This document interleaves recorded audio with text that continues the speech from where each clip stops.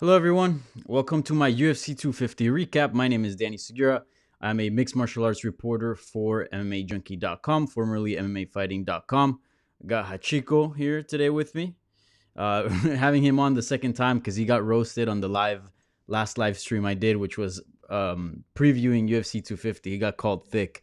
I think it was the angle because I kind of had my arm and it was like pushing his neck fat upwards, but he's not that thick.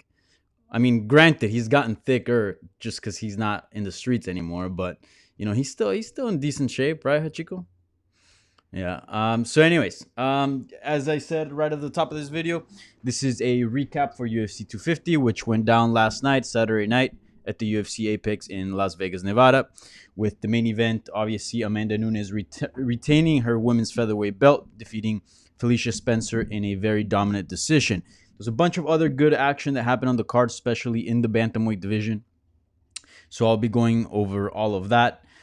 Just a quick reminder, please give this video a thumbs up, subscribe, turn on notifications for future live streams. And just remember that the super chat is open for you to donate if you want to support this channel, but you don't have to. Just with the like and subscribe, that in itself is enough. But if you do want to go the extra mile, you can. You have that option there available. So the way I'm going to start doing these things a little bit differently than before, just to kind of keep things a little bit more organized and also kind of make it a little different than the live Q&As that I do at 7 p.m. Eastern time on Tuesdays. Usually I ask questions for Twitter, right? And those get priority. And then I'll go over the questions over at the YouTube live chat. But for these recaps and previews, what I'm going to do is basically just give you my overall thoughts on whatever it is I'm discussing. So obviously UFC 250 this time around.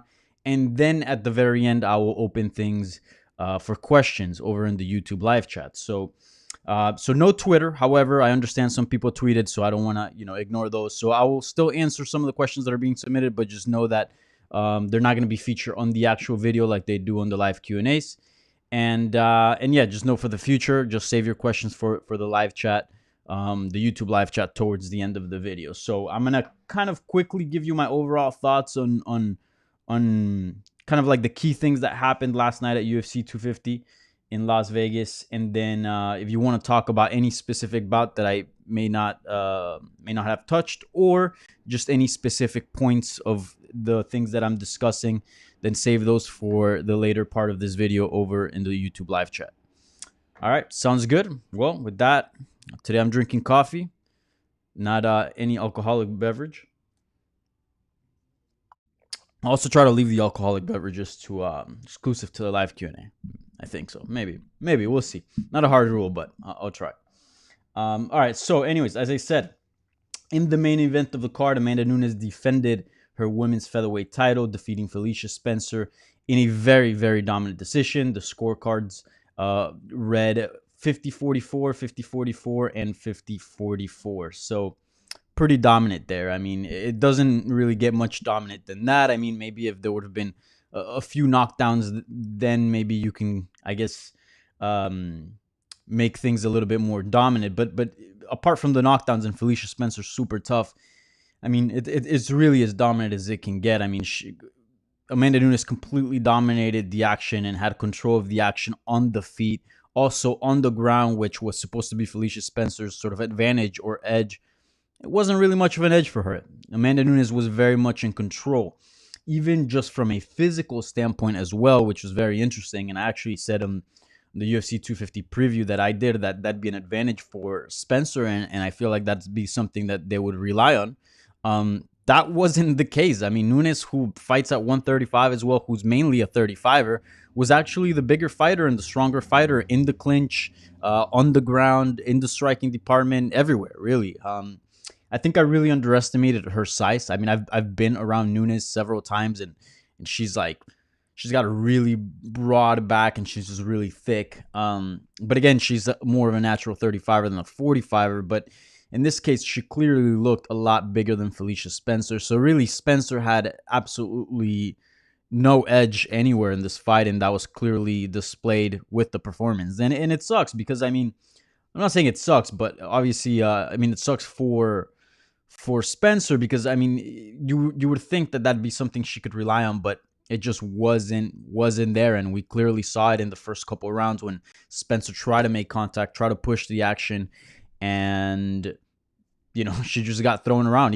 She tried to clinch up, and she got judo thrown. She tried to take down. It got stuffed. Striking, everything. She just didn't have an answer for Nunes, which also brought up the question. And I know a lot of people and a lot of fighters were kind of just saying, "Yo, throw in the towel. This thing should be done." Give me 1 second. Going to plug in the charger here. Don't want this thing to die halfway through. All right, so yeah, that was something else as well. I didn't think this wasn't an Anthony Smith versus Glover Teixeira situation where you're just like, Jesus Christ, stop the fight. This is enough. The damage, yes, was there, but it wasn't as constant as consecutive as the Smith versus Teixeira. So there's that. Keep in mind. And yeah, and there still seemed to be some sort of storyline within the fight, whereas Smith was getting, wobbled on the feet, and then on the ground, he was just taking a bunch of ground and pound. And in this case, like, there was a clear goal, even after some failed takedowns, that Spencer was still trying to get the fight to the ground, and she was trying other things as well. I believe at some point she pulled guard, and she was actually working the guard. Again, wasn't very successful, but nonetheless, she was attacking, right? There was some instances where she was looking to attack, whereas the Smith-Glover Teixeira fight, there was no attack coming from Anthony Smith. It was just all one way for Glover Teixeira. So even if it wasn't all that ineffective, Spencer was still attacking. I do think there was a good case to throw in the towel entering the fifth. At that point, it was pretty clear that Spencer had really nothing to offer to Amanda Nunes. I mean, she tried everything. She tried takedowns. She tried pulling guard. She tried striking. Absolutely nothing was working. And then the only asterisk that kind of Amanda Nunes has had through her career was like, well, she kind of tends to fade in the later rounds, which there is, I think, that's more of a theory from her, like, kind of previous fights. But recently, I mean, she's proven she can go to a decision. And in this case, like, entering the fifth, Nunes looked very fresh. So at that point, yeah, save yourself the extra damage, throw in the towel. I did think the towel should have been thrown there, and Spencer was pretty banged up. But her will was still there, and she was always looking to move forward and look to do something. So that was definitely something highlighted, Spencer's toughness, and that was displayed in the Chris Cyborg fight. I mean, going 25 minutes with the GOAT, Amanda Nunes. Not a lot of ladies can say that.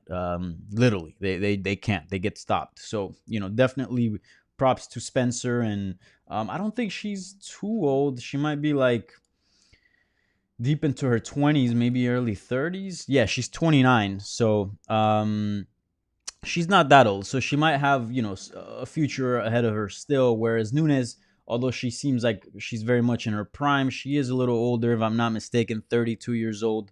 And, even just a couple years ago, she had already been talking about retirement. Now, I'm assuming she's making the big bucks, giving her champ status. So I don't see her walking away anytime soon. But I also don't see a very long career ahead of her.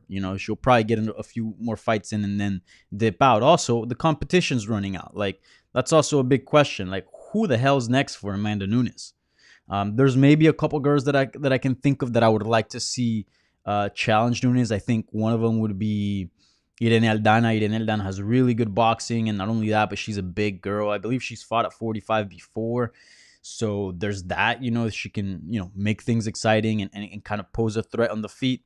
But again, I think, Nunes is the GOAT. Nunes is the GOAT. So she would obviously be a heavy favorite coming into that fight if that were to go down. But it's also clear that Irene Aldana is evolving, getting better, with time. So, that could be a good fight down the line, and it could be actually very interesting, especially in the striking department. When you got two skilled strikers, that's always fun. Plus, Irene Aldana is very tall and rangy. Maybe that's something that we haven't really seen Nunes. Maybe against Holm. I guess Holm is rangy as well. He has some physicality as well. But I do think Aldana could offer some things, but still, I think we would all agree that she would enter that fight as a big underdog. So yeah, there's big questions as far as who the hell's available, who the hell can challenge Amanda Nunes next. It seems she's going to take some time off because her wife, Nina Nunes, is pregnant. So So she's going to take some time off to take care of her.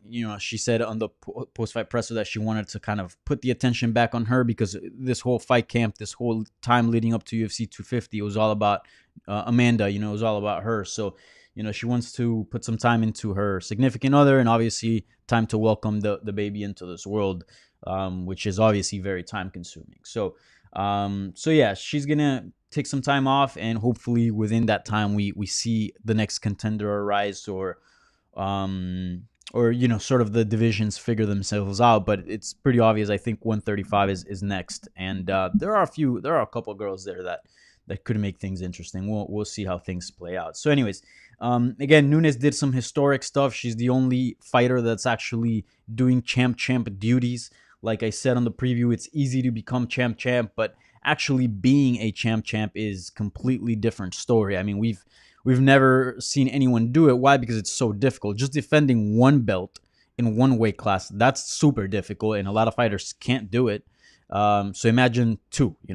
It's obviously that Nunes has a little bit of leeway because the featherweight division, it's not much of a division. It's like 3 or 4 girls, meaning there isn't a contender queue constantly sort of revolving, and there isn't a division demanding for the belt to be defended like any active division would demand. So keep that in mind. But still, nonetheless, even with that little asterisk, it's still an impressive feat to be able to defend 2 belts in different weight classes. So very historic night for the sport, for women's MMA, and obviously for Amanda Nunes. All right, so those are kind of my initial thoughts on the main event. It was a good fight, good performance by Nunes. Now, in the co-main event, holy hell, Cody Garbrandt is back.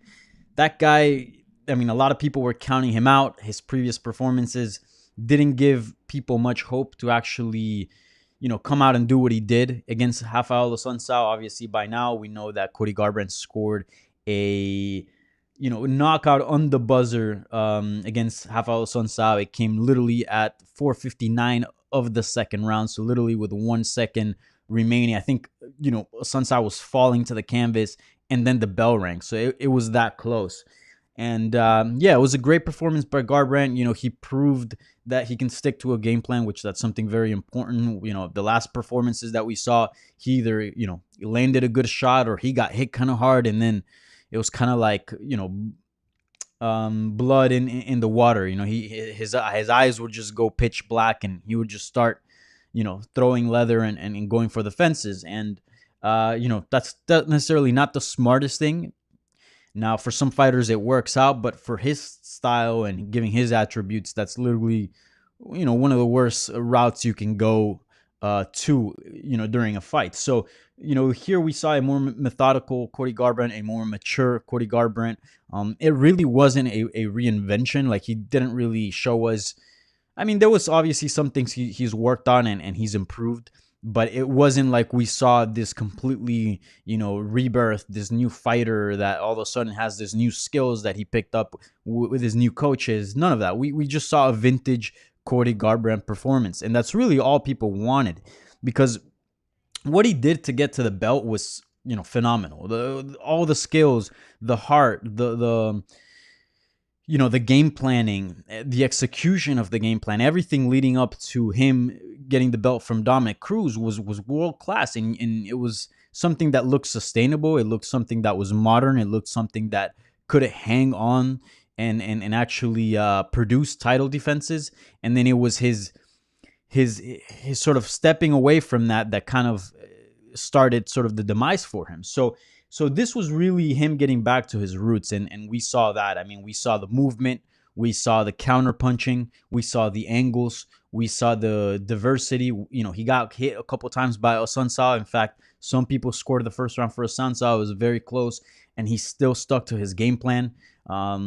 He threatened with a couple of takedowns, maybe not enough to actually a serious consideration to take the fight to the ground, but enough to make Assuncao think. Was landing good leg kicks, and obviously that sniper of a right hand, Jesus Christ, he like brought it back like all the way from his hip. Like, it's like you're playing Warzone and you're like turning a corner and somebody just pops up. You don't even aim down. You just you just fire right from the hip. It was exactly that. He put his hands down, kind of put his chin out, enticed Assuncao to throw, and as soon as Assuncao was loading up, Cody Garbrandt is so fast that he was able to read that and yet able to get first to the punch. So fantastic performance by Cody Garbrandt. This win snaps a 3-fight skid and puts him back in the win column.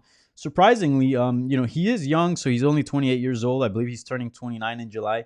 And he kind of wants to get thrown back in there. And, after that kind of performance, it wasn't a performance where I was like, okay, no, this was good, but you still need to work on some things. Let's take it easy. Let's fight another veteran with a big name outside of the top 10 or something like that. No, this kind of felt like this guy could very much fight for a title soon. So he called out Peter Yan. We know that Peter Yan is fighting Jose Aldo, so not very realistic there, but I think it was more of a, hey, I'm here. Like, put me in a title eliminator bout.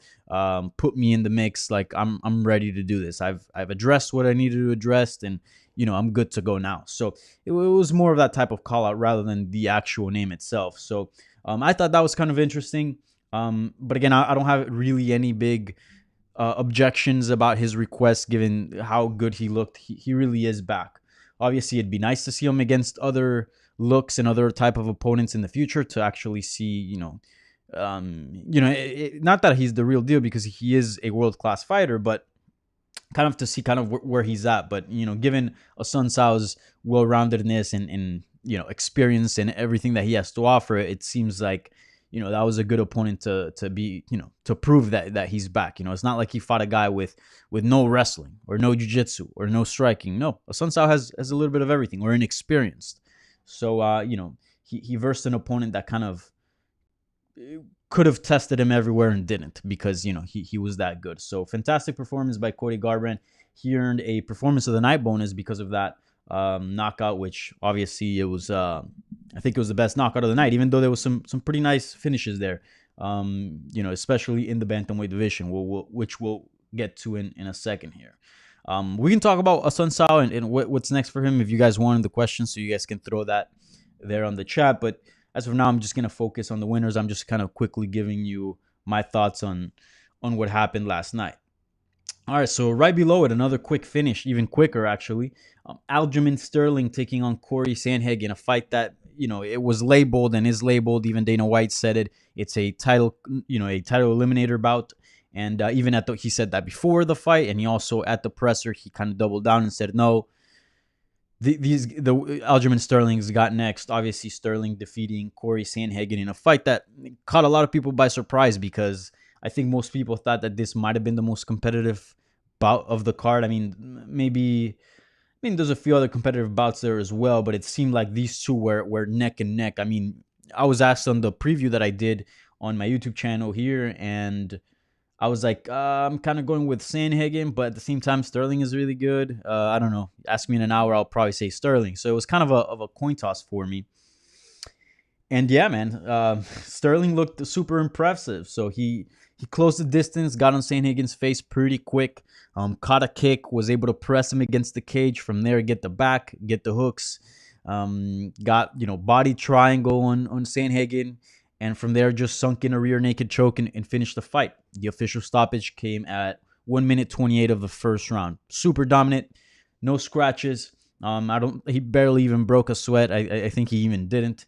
So he's ready to go, which literally that is the best case scenario. And in a time right now where we have a global pandemic, where not only, forget the global pandemic for a second, but just MMA in general, we know that it's such a weird sport and training is so, there's so many possibilities for injury in training, and weight cutting itself can, get fighters out of cards and so many things. So there's so many variables that can cancel about. And then on top of that, you throw on a global pandemic, travel bans, a virus that is constantly switching epicenters depending on the month, right? A virus that moves around, that's kind of changing the landscape week to week. This was really the best case scenario for Sterling because he knocked out the guy, knocked out not as in, physically, but he knocked down the guy that could only maybe kind of go in there and make a claim to kind of steal the next shot from him. So he's out of the picture. So it's clear that he's the number one contender. And on top of that, he left unscathed with no injuries. So he's good to go. And he said it at the post-fight presser. He's like, "Yo, I'm ready to go. If Jan or Aldo have to pull out, which could be I mean, I'm not saying is a likely scenario, but it's certainly not far-fetched. Sterling is right there, and he's been in camp. He's got other teammates that have fights coming up this month, so he's gonna stay ready, and he's got no injuries. So this was literally the best case scenario for Aljamain Sterling. Plus, again, even the fight itself, just it being short, less footage out there for your opponents to study. This was a 10 out of 10 for Sterling. A perfect night for him. So fantastic performance. And he also won a performance of the night bonus. Then right below that, Neil Magny versus Anthony Rocco Martin. I didn't really watch the whole fight, to be honest. I was working. In fact, I was writing an article about Masvidal opening up about fighters' pay and sort of his questions regarding the UFC's revenue split with its fighters. And, that dropped at the same time that dropped on SportsCenter at the same time that this fight was happening. So I was writing that story, obviously for my work at MMAJunkie.com. And I was kind of, I have two screens here for those that don't know my setup. So I got this screen that I'm staring at right now, and then I got this monitor that I'm staring at now. So I was kind of looking at it at the corner of my eye, and then, every now and then I was kind of tuning in and out, and it looked to be a pretty even fight. But again, I can't score it because the moment you stop watching like 10 seconds of a fight, you shouldn't be scoring a fight. The only people that should be scoring fights are people who are completely focused and are judging every single second of the fight, because we know in this sport any little thing can make a difference for a fighter to win the round. But it seemed, again, it was a unanimous decision for Magny, 30-27, 30-27, 29-28. It seemed like the first two rounds were kind of even from what I saw on Twitter and from what I could tell just watching the fight in and out. But they were kind of leaning towards to Magny, but they were pretty even. And it seemed the third was the round that was the most decisive for Magny. Tough loss for Rocco Martin, as I said for my preview. The guy didn't really get offered a UFC contract, or they didn't really came up to him to renegotiate his contract, which is kind of weird because they usually do with a fight remaining. So this was a big moment for him. Now he's coming off a loss.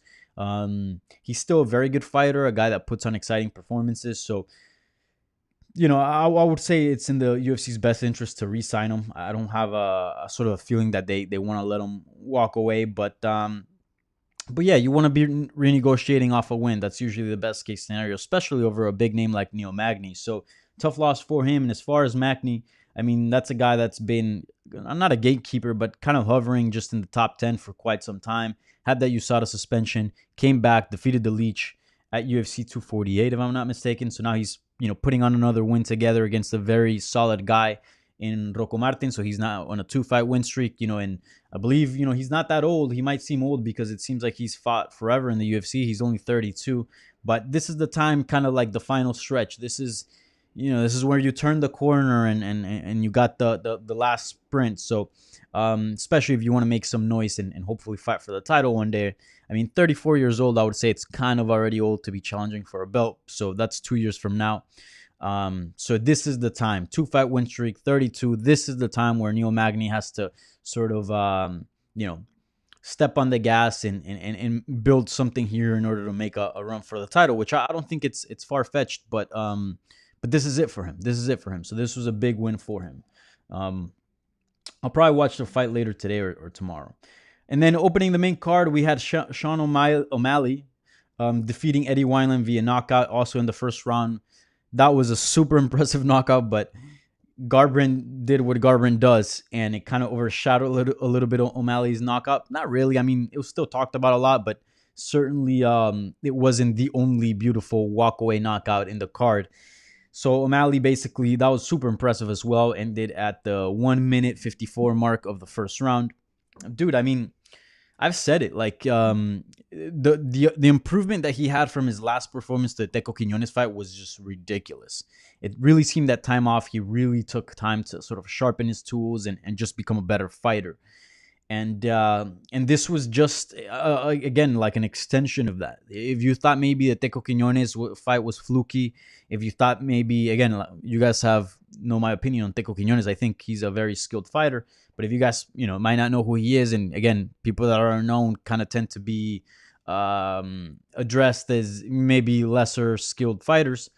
Um, Eddie Wineland is a former champion, and he was able to put on that exactly that same type of performance he did against Teco here against the former champion, against someone that has almost logged in 40 fights, someone that again was a world champion, someone that was reached title contention in the UFC's bantamweight division, someone who's very skilled, who's been in there with the best of the world, and he was able to do just that. And Wineland has lost, but he's never lost like this. You can maybe say the age had to be a little bit of a factor or whatever, but it really came off as it was more of a Malley's performance than Eddie Wineland's sort of lack of or sort of fading away or just being in his later stages. So super impressive performance by O'Malley. I mean, the way he was switching stances, I don't know if you noticed, he was fighting brilliantly in both stances, both southpaw and orthodox, and he just kept switching in and out, was landing good kicks, was setting up that right hand. Even before he actually landed the last finishing blow, he was connecting that right hand a couple times and connecting it from both stances as well. So it was a fantastic performance, and yeah, the dude's legit. That was what I tweeted as soon as this happened. I'm like, bro, Sean O'Malley is legit. That was it. I mean, that's all you can say to sum up this fight. To give this guy a top 10 fighter next, it doesn't seem like an outrageous request, and certainly it doesn't seem like he would be. I mean, he could be an underdog depending on who he fights, but you certainly can't, after this type of performance, you can't discard him going into a top 10 fight. Like you can't count him out. As simple as that. I mean, I'll just read you quickly the top 10 of the bantamweight division. Maybe the top 5, I think that's a little bit too much, but just from 5 to 10, I mean, I think he's game. He's game. So let's look at the rankings here real quick. So 5 is Assuncao at the moment. I'm assuming because of the loss, he's probably gonna drop. I mean, can you count him out against Assuncao? I wouldn't. 6 is Jose Aldo. I think that's a little bit of a different story. I think he should be ranked higher because I don't think he should be ranked higher, but I do think that if we're doing a ranking system based on skill, Aldo would be up there. I think he's one of the best bantamweights right now. However, he doesn't have a win in the division, and that obviously matters as far as your rankings. You can't brag and say, hey, I'm the best in the world, but if you're losing, you can't be in the rankings. So Aldo's a little bit of a different story, but yeah. Anyways, you get my point. 7 is Munoz. I think that'd be it could be competitive. 8 Jimmy Rivera. 9 Cody Garbrandt, but I think he should probably go up. 10 Rob Font. I mean, a lot of those names seem like competitive bouts. So again, a huge performance by Sean O'Malley. He has expressed it actually with an interview with Luke Thomas.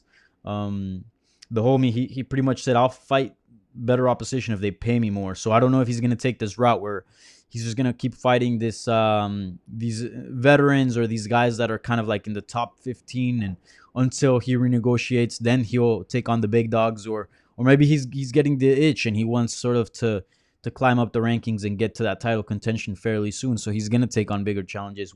We don't know.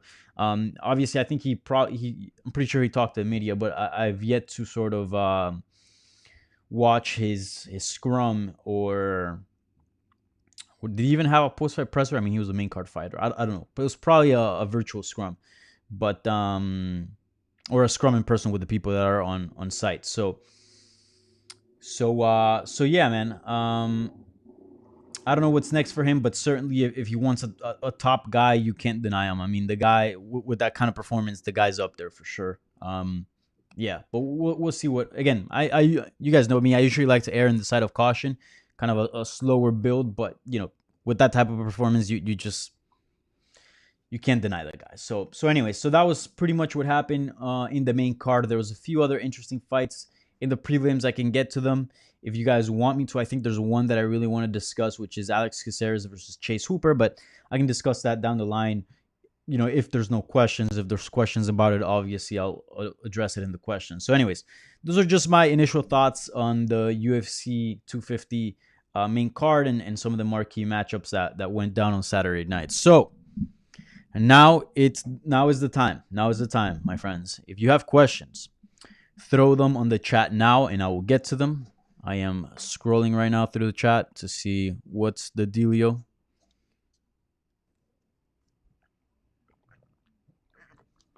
like I said on the preview too, like this card wasn't the most like stacked card. Like it didn't have like the biggest stars.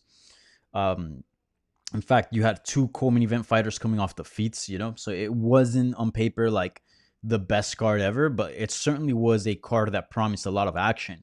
And I think it delivered. I think it was a good card. I mean, there was a lot of good moments. It had its boring moments sometimes, but I mean, I think all cards do. But overall, like this was a good product. Like it was good to consume. Like it was a good experience. I had a good experience watching it. And it's probably gonna be, maybe, I don't know, knock on wood, but it's probably gonna be the best card we're gonna see in quite some time, because it seems like these fight night cards are kind of weak, to be quite honest. The ones that are coming up, there are some good fights here and there, but the whole, if you look at the body as a whole, they seem kind of weak a little bit. But again, like I said, we're in a pandemic. The UFC, really, the roster is limited to U.S. based fighters, so they're working with what they got. So it's understandable. And look, I'm just thankful that we have MMA, because a lot of sports are not back, and a lot of people are still looking at replays or doing Netflix or other things, and we're out here actually consuming live sports. So that in itself is pretty nice.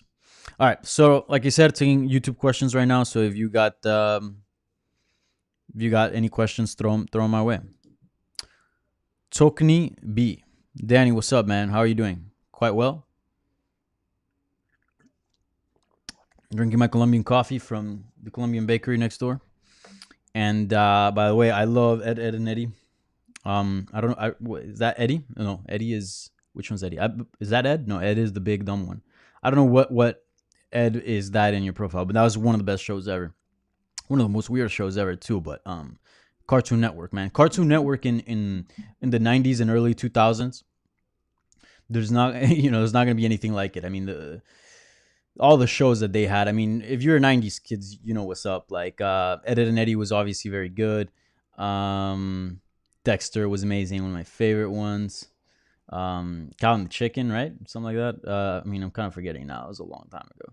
Man, I feel old, but yeah, Cartoon Network was the shit back in the day. But yeah, I'm doing well, man. Hope you guys are doing well too. All right. Tokni B, back at it again. Who should Sean and Cody fight next? All right, so let's do a little bit of matchmaking here. So Cody Garbrandt, big win over Assuncao, quick, fairly quick knockout, vintage performance, looked quite well. It seemed he figured everything out that he needed to figure out. Obviously, there's still work to be done. That goes to anybody, even the best of the best. And you can, at this level, you can't take your foot off the pedal. You always got to be striving for more. So again, I'm not saying he should be chilling, but certainly a performance that puts everybody at ease as far as the future of Cody Garbrandt. So who should he fight next? Look, the bantamweight division is probably the more fun division right now. One, because there's a bunch of factors that why the bantamweight division is so much fun right now. One, because you got so many guys that are good, like so many guys that can actually be in title contention. It's usually, for most weight classes, the top 5, maybe the top 3, maybe, but yeah, usually it's like the top 3. If you get a really good weight class, maybe it's the top 5 that you can kind of all make a case that, hey, this guy could be champion. But in this case, I mean, it seems it stems all the way down to like even the top 15. Like Marlon Vera, Chito Vera is ranked 15 right now, and I think he's extremely good. I thought he beat Song Yadong. I mean, I don't think he's like championship material just yet, but that's not a guy that you look at and you'd be like, yeah, he ain't fighting for the belt as you can in some other divisions, looking at the top 15, like at the number 15 fighter. Like Vera could very well, I mean, he's improving and he's still improving and he's putting on wins together and impressive performances. That's a guy that could fight for the title. Why not? And you can say that for so many guys at 135. So that's why this division's so exciting. And then on top of that, you got the champion vacating the belt, Henry Cejudo. And he was kind of clogging things up because he wasn't interested in taking the top contenders. He was just interested in fighting big names that didn't deserve to fight for the belt. So, which I don't blame him for. That's what pays the bills. And ultimately, this is prize fighting, right? But again, he leaves. So now it seems like you got big names. Not only you got big names, you got young guys that are coming up. You also got legends, right? Frankie Edgar dropping down to 135. Jose Aldo at 135. Dominic Cruz coming back. Uriah Faber still around there. And then on top of that, you got all these guys that are not necessarily young, but are in their prime. Like, again, like the Sandhagens, like the Sterlings, Marlon Moraes, Peter Yan. I mean, the list goes on. So Cody Garbrandt. I mean, this division is so much fun. So I'm really excited to sort of see how it all unfolds, and also to kind of matchmake it. You guys know me from my time in the MMA Beat and MMA Hour. Like, that's kind of my thing. I love matchmaking a little bit. So as far as Garbrandt, I don't know, man. I mean, this is interesting. This is interesting. Yeah, I don't know who I'd like to see him fight next. I mean, with Aldo, I think a fight with Aldo would be amazing. But again, Aldo is obviously tied up with Peter Yan. But at some point, I'd love to see Jose Aldo versus Cody Garbrandt. And I'm not saying there's rivalry there, but there's definitely history of Team Alpha Male versus Jose Aldo. I mean, Chad Mendes tried to knock out Jose Aldo and take his belt, couldn't do it. Uriah Faber as well. In fact, Uriah Faber lost his WEC belt to Jose Aldo. So I wonder, is there any other alpha male guy that lost to Aldo? I think that might have been it, but still, there's some history there, so that could be fun. Dominic Cruz versus Cody Garbrandt, that could be fun. I'd love to see a rematch as well. I thought the first fight was a lot of fun. And I'd love to see if Cody Garbrandt can sort of go back there and pull off that kind of performance that he had that night. Let's see. Cody Garbrandt versus... He ain't going to fight Frankie because he's training with Frankie. Yeah, even Cody Garbrandt Aldo sounds fun. If Aldo's able to keep his belt and, Sterling can't take it away from Aldo, that'd be fun. I mean, there's so many... Cody Garbrandt... Probably Marlon Moraes, that wouldn't work out, right? Wait, is Moraes at ATT now? Yeah, right? He's an ATT guy. Or no, he left ATT to go train with Mark Henry. Sorry. So, yeah, I don't know how it would all work out. But I don't know. There's good option for him. But I really like the if Pedro Munoz were to get past Frankie Edgar, that'd be an interesting fight to revisit. I mean, Pedro Munoz knocked him out. And, it seems that we can all agree that wasn't really Garbrandt's style. So, revisiting that could be fun as well. Yeah, even Garbrandt and Rob Font. Rob Font has amazing boxing. So does Garbrandt. That'd be a hell of a fight. In fact, that would be an amazing fight. I just thought about it. But I don't know if Garbrandt would want somebody that's ranked 10. Garbrandt, I think he's probably aiming higher. And although he's 9 right now, probably by Monday when these updates, he's going to be up there. Maybe even in the top 5 because he beat Assuncao, who's at 5. But a lot of good options for him. Now, as far as Sean O'Malley, that gets a little bit interesting because he's really good. He's not in the rankings yet, but he's proven that he probably should be in the rankings. I'd love to see a fight with Chito Vera. That's a ranked guy. And, it ain't aiming too high up. You ain't fighting, Peter Yan or Sterling, but you're fighting someone that's pretty damn good, who's killing it and who's quite on a roll. And that could also, work both ways. It'd also be a good fight for Marlon Vera. And, from an action standpoint, that'd be a lot of fun. So I'd like that fight for him. Or even somebody like a John Dawson who's ranked at 13. Again, a veteran, somebody with a name, somebody with a ranking as well.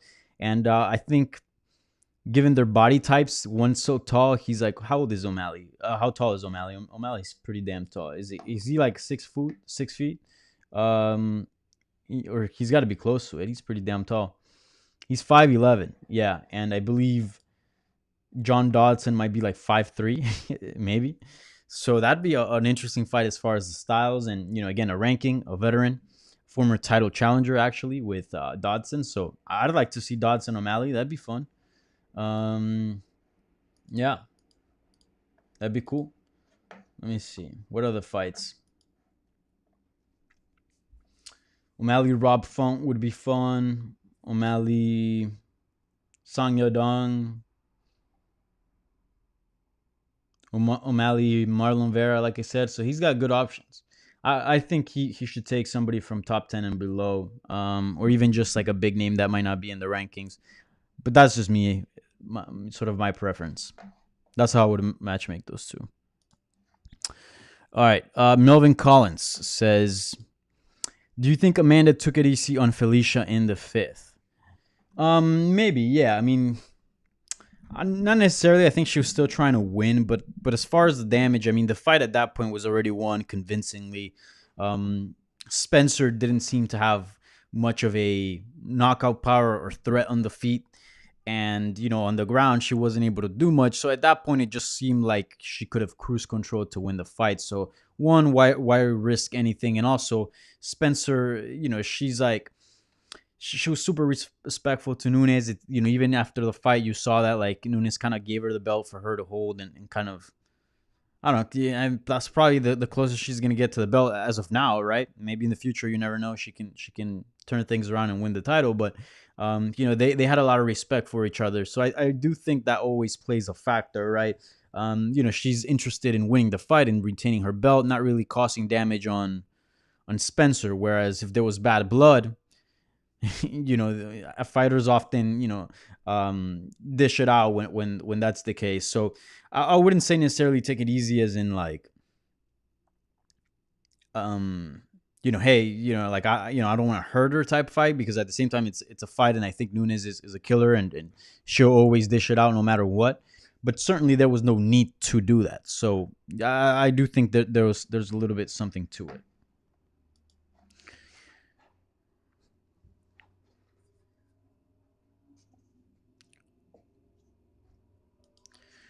Marco Aceves, hola Dani. Who do you see Amanda facing next? I can't think of anybody at the moment. Yeah. Yep. Tough situation that these are all good problems. Like, these are all good problems. These are the type of problems that you want to have.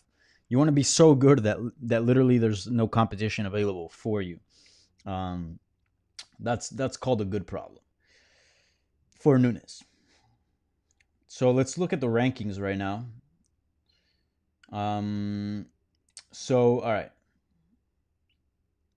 So she just defended her featherweight belt. I think a fight that's always attractive to me. I don't know if you guys agree or not, but the a fight with Megan Anderson, like I think that's an interesting challenge. Yeah, it's like one of those things like where like styles make fights, where it's like, yes, Megan Anderson has had issues with other fighters and she loses to other fighters, but I think with Nunes is like, again, styles make fights. Like she has things to offer. It's very much like DC versus Rumble Johnson type situation, like with John Jones in the mix. Like you want to see Rumble versus John Jones, but then you got DC clearly defeating twice Anthony Johnson, so you go away. But it's kind of not MMA math, but you go, if John Jones can destroy Daniel Cormier, Cormier destroys Anthony Johnson, like, it doesn't really make sense that Anthony Johnson should be fighting for the belt, right? But at the same time, styles make fights, so there's something that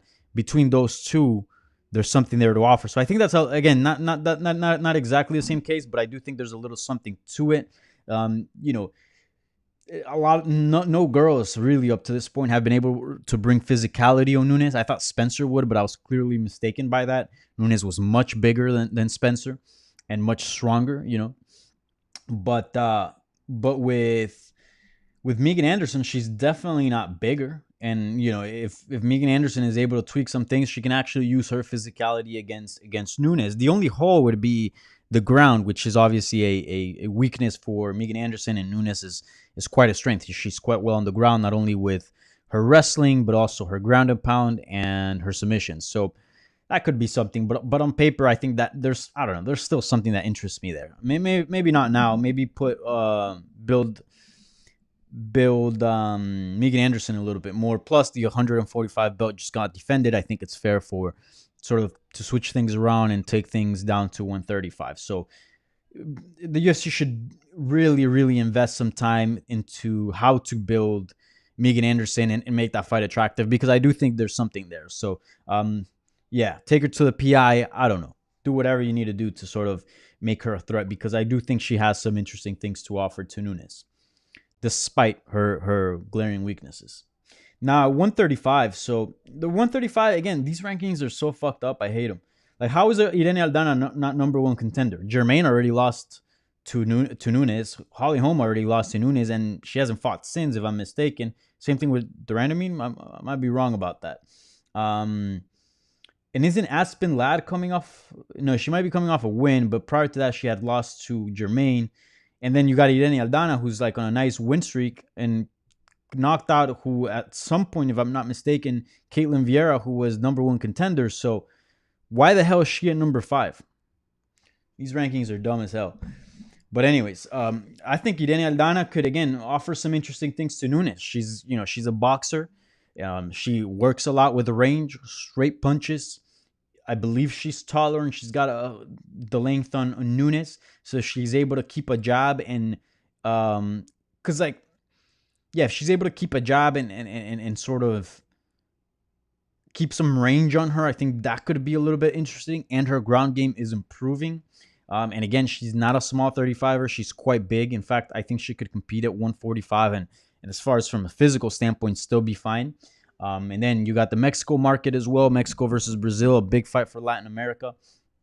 I think it's time. I think I'd like to see Irene Aldana challenge Amanda Nunes. Again, I'm not saying it's the biggest fight. I'm not saying it's a fight that's super competitive and, it could, present issues, a lot of issues to Amanda Nunes and who knows who's going to win. No, I think Nunes would go in there as the favorite. But look, you don't make title fights based on if a champion can lose or not. Because if that's the case, then, Matt Serra would have never fought GSP.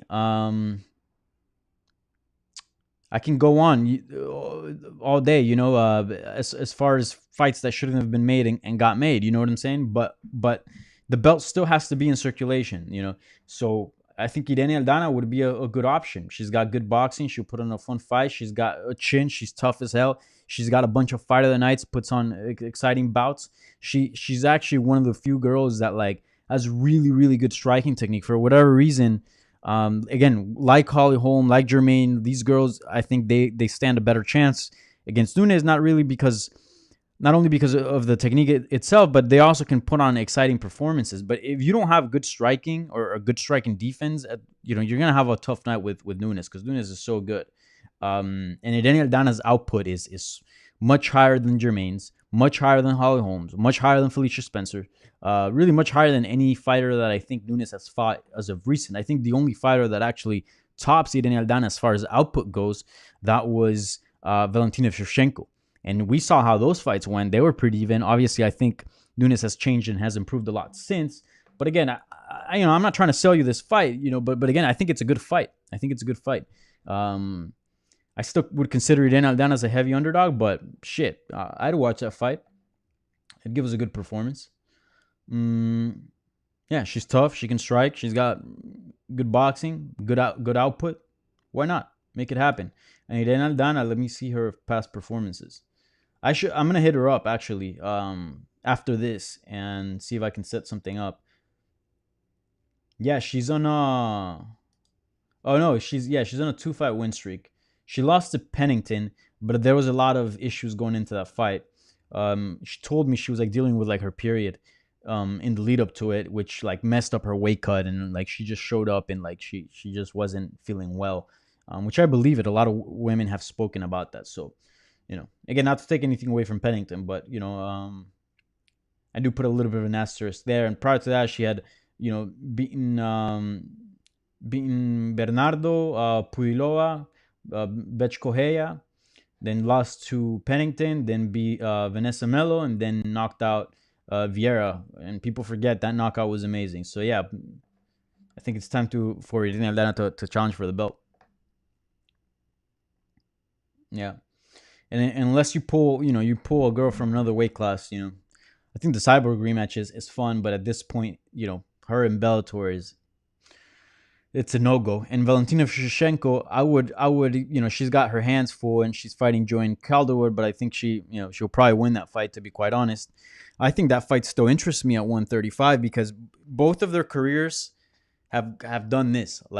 Literally, Nunes became the women's GOAT since those Shevchenko fights, and Shevchenko became probably the most. I think she's probably neck and neck with Nunes, but she's definitely one of the most dominant champions in the UFC. She's one of the champions where you look at her kind of like the Demetrius Johnson instance, and you go, yeah, no one's beating her. No one's gonna beat her. That's kind of the case with Shevchenko. So fight Calderwood, and that'd be a fun fight. running back Shevchenko Nunes. I think Nunes has gotten bigger since, obviously fighting at 145, and Shevchenko has gotten smaller, obviously making a bigger cut to 125. But I think Shevchenko is still one of the most technical fighters in the world, period, regardless of gender. And shit, I watch it. I'd watch it. Still a champ fight. I'd watch it. Why not? Good question. So yeah, Aldana and Shevchenko. Those are the only ladies I can think of right now at this moment that could, put on decent fights with Nunes. If you're just tuning in, just a quick reminder: please subscribe, thumbs up, turn on notifications for future live streams. You know the drill. And the super chat is open. So if you want to support this channel, you can. You don't have to, but you can. Let's see.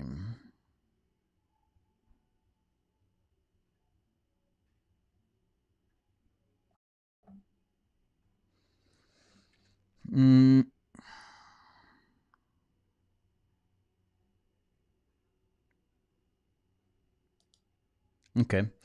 Player asks, "Hey Danny, would you be in favor in a fight between Cody and Peter Yan if this is going to be their next fight, or would you rather Cody take another fight before that?"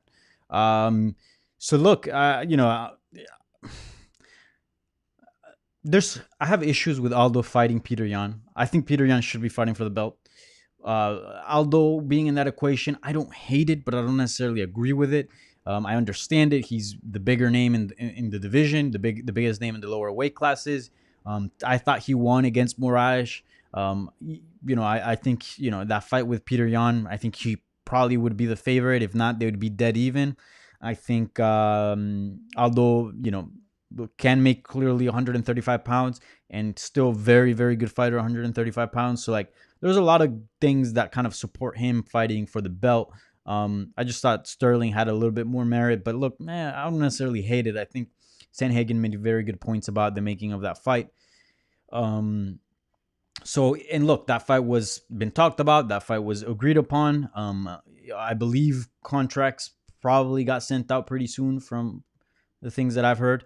So that fight should be official anytime soon now. And, if you got an agreement, you got to own up to it, and you got to follow it, and you got to respect it. So I think that's the fight that should happen next. I don't think Cody should skip the line just because, he knocked out Assuncao, even though that was an incredible win. And yes, he's a former champion. He's still coming off 3 losses. So, I'd like to see Cody fight somebody else. I think the next man in line is Aljamain Sterling. Again, I'm very much a guy that's I like that the UFC kind of plays a little bit with the hype and all that stuff, but I'm still very much a guy that enjoys this as a sport rather than an entertainment show or whatever you want to call it.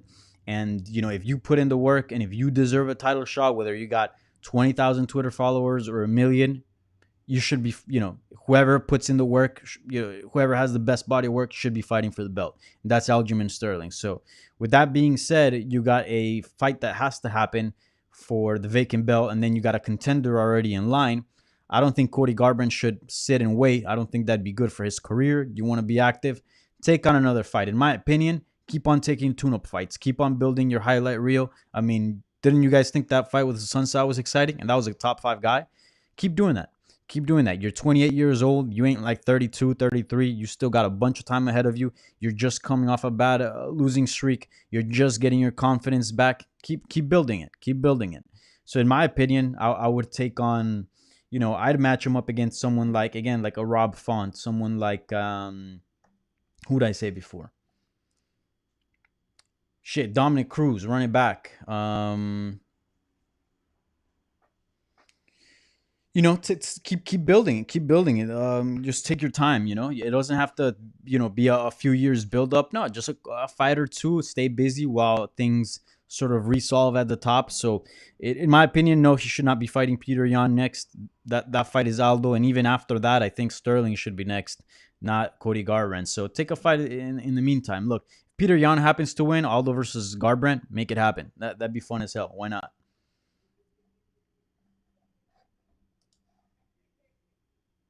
How long have we been doing this? 54 minutes. All right, so I'll answer a couple more questions, like 3 or 4 actually, and then dip out.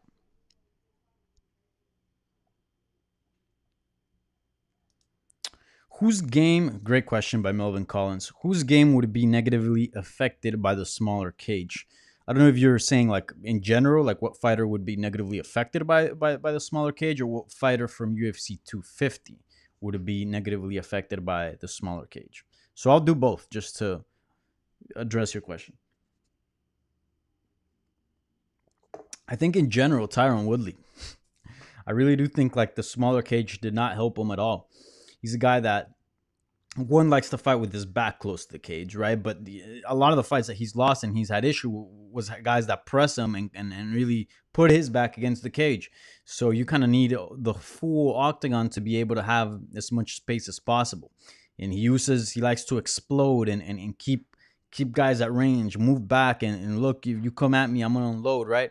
But when you got a guy constantly on your face, that's a lot tougher to do. Plus, I'm not saying he has cardio issues, but Woodley is not known for his output. He doesn't put he's really like a one-shot fighter. Like he just throws one-shot punches, maybe two, but he doesn't go out there and put on combination and goes wild with the punches. He doesn't really do that. He picks his shots and lands big, and all that usually applies quite well in a bigger cage. If you have a smaller cage, bro, your output and your movement better be there. And those are really not things where Woodley shines. So I really do think that the smaller cage impacts him a lot. Who else? I'd like to see how Frankie Edgar fights at a smaller cage, because he's a guy that benefits from space due to his movement as well. So we'll see how his fight unfolds. He's fighting Pedro Munoz. I'm actually in works to hopefully set up an interview with Pedro Munoz for MMA Junkie, hopefully tomorrow or Tuesday or something. But he said he was down. Big fight for him, so looking forward to that one. And as far as from the UFC 250 card, let me look at the fighters. Who would be negatively impacted by smaller cage? Maybe Sandhagen. He uses a lot of counters, a lot of movement, very much like Dominic Cruz. Dominic Cruz is another one that would be impacted by a smaller cage. Yeah, that's pretty much it. As far as from UFC 250. Good question, though. And again, 2 fight cards in with the smaller cage. I want to see more fights to see how really, to get a bigger pool on how the smaller cage is impacting MMA.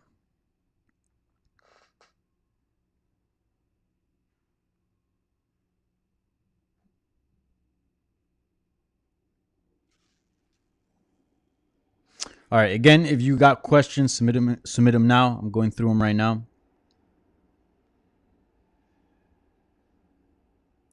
Scrolling down.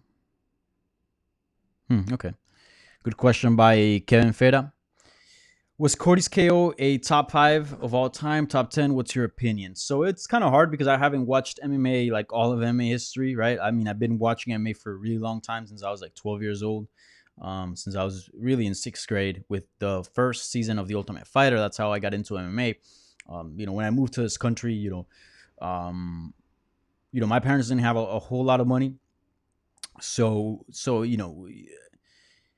didn't have like a lot of entertainment. Obviously, it's very limited when you don't have money. So at the time, the basic, we didn't have cable, but in the city that we lived in, there was like a few basic channels that came in with your water bill.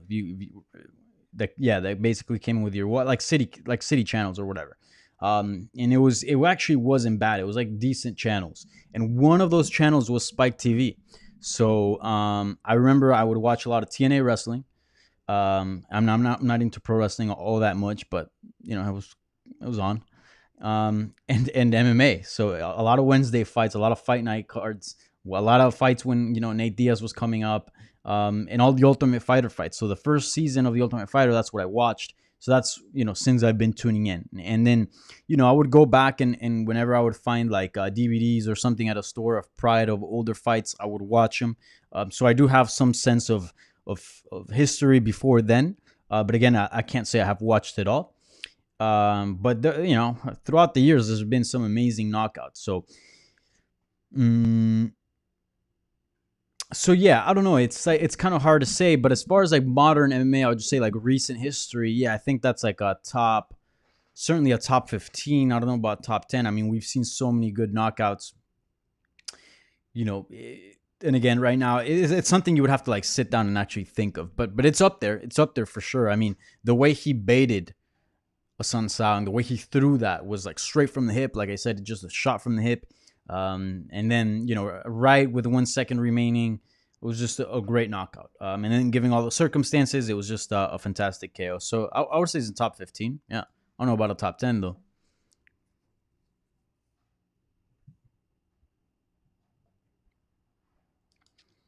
All right. Valentino Tarhan.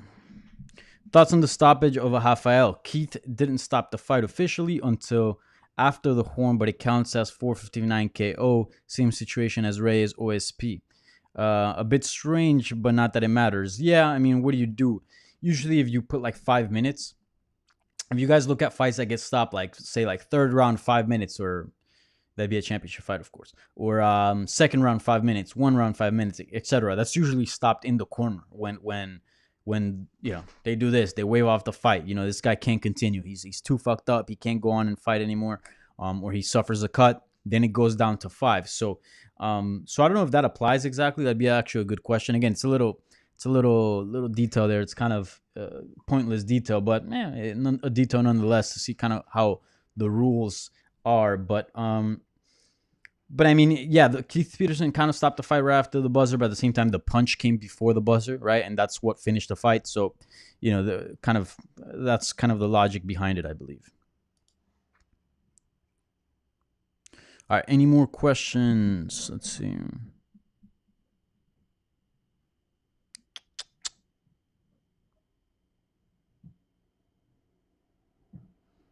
Does Cake, Amy Wee, does Cake make your retirement official? Who's Cake? Cake.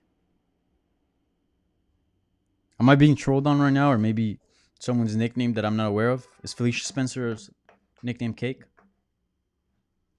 Who's Cake? Amy Wee, please let me know.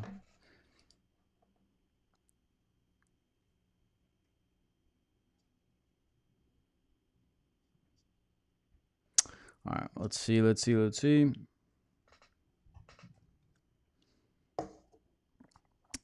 Mm.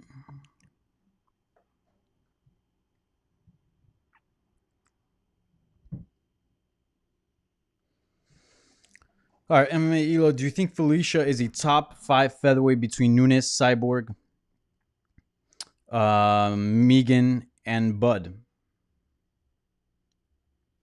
Or the best featherweight fighting at bantamweight, like Jermaine Ranamine, Aspen Ladd? Felicia's definitely a top 5 featherweight. This is actually something I had an issue with on the actual broadcast. Like, I'm not saying Joe Rogan and Daniel Cormier and John Anik didn't do their homework, but when they were talking about Felicia Spencer, like, it seemed like most of the accolades, or the highlights that they would bring to her career was like, she lost to Chris Cyborg, but she didn't get knocked out. She went all 5 rounds, and they dropped it like 10 times saying, well, she cut Chris Cyborg. She cut Chris Cyborg, as if that's like an accolade. Like, let's not forget, she's a former world champion. Invicta FC. She's a former champion at Invicta FC, where there's an actual 145-pound weight class for women. That is a big accomplishment. 100% Felicia Spencer is a legit fighter, and I think she's definitely a top 5 featherweight. I mean, she's a former world champion in a legit organization in a legit weight class. So don't forget about that. Felicia Spencer's legit. Now that she looked quite not good against Nunes, that doesn't say that Spencer's bad. That just speaks volumes to where Nunes is at. Literally, Nunes, this is the pack. Nunes is like far beyond. She's gone. She's like out of this world. Nunes has gotten so good. Um, she's just a savage right now. I mean, everywhere she's good. She's got stupid power. She's got speed. She's got size. She can grapple. She can wrestle. She's got submissions. She's got ground and pound. Her fight IQ is good. Her fight management is good. She's got a hell of a chin and is tough as shit. I mean, you name it. She is just an absolute unit. Like, that woman is just So good. So good. So don't forget about that. So yes, Felicia Spencer didn't look great against Nunes, but that's really because Nunes is, the best female fighter of all time. Um, and yeah, but Spencer, don't forget, she's a former Invicta world champion in a legit organization, in a legit weight class. She's a very, very skilled fighter. All right, so somebody clarified here in the comments. Shouts out to your dead. No, yeah. So Ollie, actually, Conor's Insta. Wait, is Conor now being? I might be completely oblivious to this. Do people call Conor Cake, or was that a misspell from Amy Wee? Please help me out here. So if that's what you were referring to, because it seems all Conor's Cake on Insta, or did Conor say something about cake? I read his tweet. I kind of like read the first two sentences or the first like couple words, and that was that. Let me pull up his Conor McGregor. Oh, okay. Oh, so I didn't see this post. I saw the first one. So Conor McGregor posted the following: "Hey guys," and the way he also said it too is like so non-Conor. Just seems like you're writing an email for a coworker, with all the exclamation points because you're trying to be like come off as the nicest way possible because like you can interpret like writing so many different ways, right? It's so hard to interpret. Or it looks like you're writing a Slack message to a coworker. "Hey guys, I've decided to retire from fighting. Thank you for all the amazing memories! Exclamation point. What a ride it's been! Exclamation point. Here's a picture of myself and my mother in Las Vegas post one of my world title wins! Exclamation point. Pick the home of your dreams, Moggs. I love you! Exclamation point. Whatever you desire, it's yours. Conor McGregor." Bro, that motherfucker ain't retiring. He's not retiring. He's just coming off a huge win over Donald Cerrone. 40 seconds. He's back. He's finally getting good headlines behind his name. He's not getting in trouble with the law. He doesn't have all these controversies. It seems he kind of straightened up and he's got his life in order. He's clearly back to maybe not 100%. We don't know. I'm not saying he's not. I'm just saying we don't know. But he's definitely at least getting close to that stratosphere of where that he once entered, that he once became champion, that he once dismantled Eddie Alvarez in a performance that blew people's mind. And at that time, people were considering him one of the greatest of all time, even though he considers himself the greatest of all time now. But I think a lot of people would disagree with that. Dude, and he's also the biggest star he's ever been. He's like 30 years old. How old is Conor? He's like, it has to be 30. He can't be any older than that. Dude, the guy's not gonna walk away now. The guy's not gonna walk. He's 31, and yes, a lot of fighters have been complaining about like pay and all that right now. But he's actually one of the few fighters that he might not be getting what he deserves. He probably deserves a lot more, but he's still breaking the bank every time he fights. He's one of the few fighters that can actually get really big paydays in the UFC. Maybe not the ones he deserves, but still pretty big paydays. Like he could probably make like 10, 15 million in a fight. That's pretty damn good. So yeah, he ain't walking away. Plus, he's got so many options. The champion at welterweight is down to fight him. He's a contender at lightweight. He's got a trilogy fight pending with Nate Diaz that can do big numbers.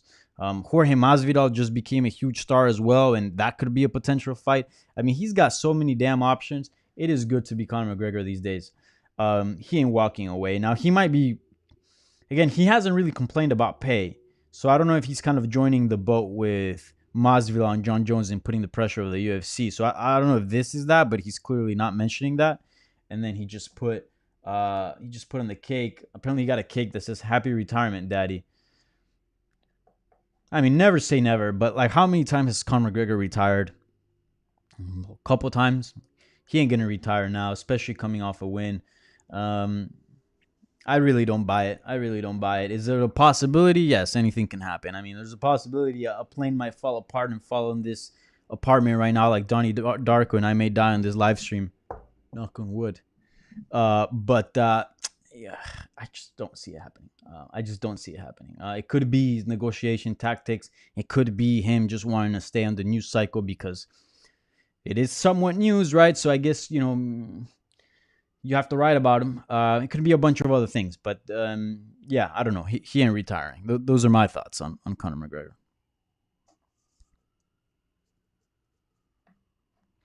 You're dead, Jack, with a good question, which I don't agree with, but still a good question. Should Chase Hooper leave? Well, he isn't really making a statement here, but should Chase Hooper leave UFC and come back in a few years? He is took a beating. Yeah, he just took a beating. Yeah, so he fought Alex Caceres. Look, a lot of people are saying like Hooper clearly is not ready, and obviously he's not ready for the big players at 135 or even sort of the middle tier. I think that's where Alex Caceres lands. But man, he is 20 years old. He is very young. Clearly has some big holes that he has to address that don't fly in the UFC, especially when it comes to striking. He got dropped by Caceres, although Caceres has very good boxing. Although Caceres, is very accurate with his punches, and he's improving a lot. He's really not known to be a power puncher, and yet he's dropping here Chase Hooper. So certainly some red flags for Chase Hooper. Look, if CM Punk was able to get tune-up fights, a guy that had never fought in MMA, that had no martial arts experience, that was old and had a bunch of injuries, a 20-year-old, in shape, Chase Hooper, who's still skilled, who's got experience, who's got several wins under his belt, who's got a UFC under his belt, he can also find tune-up fights within the UFC. So I think that's the path. Now, I do agree with you that a promotion like Bellator or another smaller organization, he could probably benefit more off that as far as his development is concerned. But he can still develop in the UFC. Matchmakers will just have to be careful with how they matchmake them. So, no, I don't think necessarily. Again, it wouldn't be a bad idea if he would leave the UFC and come back. Somewhat like a developmental deal, like the UFC did with Mackenzie Dern. I'm trying to think of other people. He did it with Cyborg, but Cyborg was a different story. Cyborg was already a champion and one of the best in the world. But I think Mackenzie Dern is a good example. Like, look, we see something in you. You got potential. You're good, but you're inexperienced and you need to develop. So we'll pay you UFC money. We'll pay you your purse to fight in these smaller promotions. And yeah, he could fight on smaller promotions that are on UFC Fight Pass, and that would be nice. I think I'd love to see that actually. I think you're dead, Jack. You kind of changed my mind there. That actually wouldn't be a bad idea.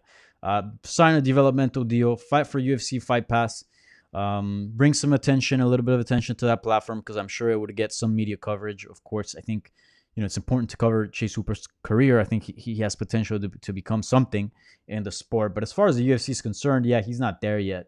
But again, if CM Punk was able to get tune-up fights, in the UFC, certainly Chase Hooper can do that. And I'm sure he can beat some UFC fighters too. Again, Alex Caceres is super experienced and he's quite good.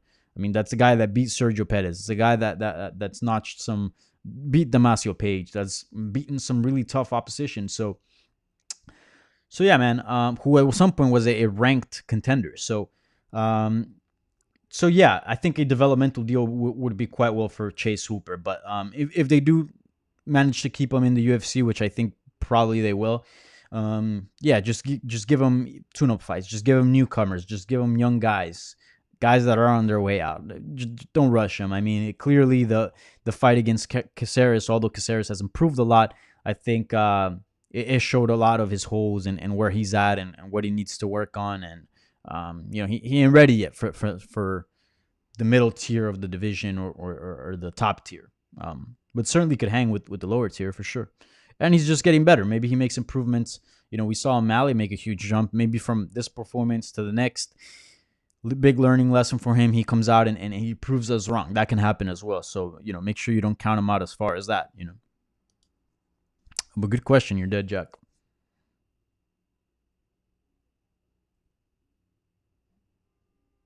Ooh. Would you rather have straight hair or a la Quinta hair? So I don't know if I have straight hair. It kind of curls a little bit. Dude, a la Quinta's hair, man. I like it. I like that look on him. Looks good. Um, he's got a cool fro. Let me pull it up right now. I like my hair though. Yeah, I like Quinta hair. It's something else. Let me see his pictures. Could I display this photo? Am I allowed to do this on this streaming software? No. No, I don't think so. Wait, cast? Maybe. What the hell does this mean? Oh, no, no, no. This is something else. No. So, anyways, shouts out to Alaquinta's fro going on right now. Check that out. Looks cool. Looks badass. He kind of looks like a really tough version of Will Ferrell, like the scary version. He's got the green eyes, the fro. Looks cool. Yeah, and he's funny as shit. So yeah, that'd be a good comparison. Um, all right, I think that's it. Yeah, that's it for questions. Wait, we got one more? No, yeah, that's it for questions. So, anyways, I appreciate the time. I do have a couple of updates and a couple of notes that I want to mention. This Friday, I'll be taking over MMA Junkie's Twitter mailbag. So, last time I did a live Q&A, I don't know if this has something to do with it. It was also, there was no events going on mid-pandemic, so that also was a huge factor as well.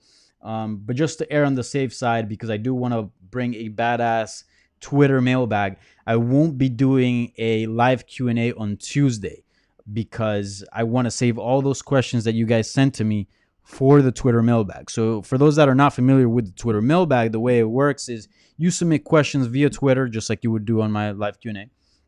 And I answer them in a written format.